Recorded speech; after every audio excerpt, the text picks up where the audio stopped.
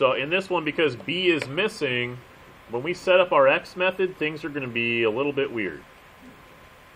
But having b missing actually, for some people, simplifies this. We are supposed to have a times c at the top. That would be 4 times 49. So we have to start there. 4 times 49.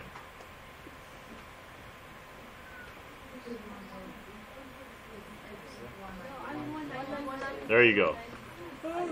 There's something missing here. Thank you. Negative 196. Here's where things look a little bit weird because we haven't seen this in factoring. When I use the x method, what's supposed to go at the bottom? But b is missing. So what number should I put?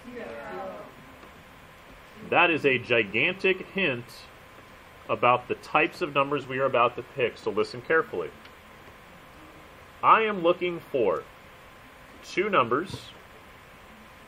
These two numbers, when you multiply them, make a negative 196. So one is positive, one is negative. And here's the big hint. When you add them, they equal 0. Now, before you tell me the actual numbers, can someone raise your hand and tell me what type of numbers am I looking for if they multiply to make a negative but add to make 0? What type of number? They have a special relationship, Hannah? So one of them has to be positive, one be negative, and when you add them together, they equal 0 because they're the same distance away. Right. One of them has to be negative, one of them has to be positive. That's how we multiply to make a negative.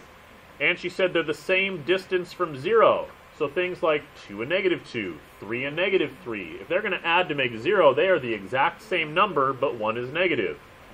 With that said, can someone tell me what that number is that I'm looking for? It's positive and negative. Dylan? 14. Both of these will have to be reduced to negative 7 over 2 and positive 7 over 2. Now let's use our shortcut. This side says negative 7 over 2, so that tells me the final answer is positive. This one says positive 7 over 2, so the final answer is negative. And those are my two answers.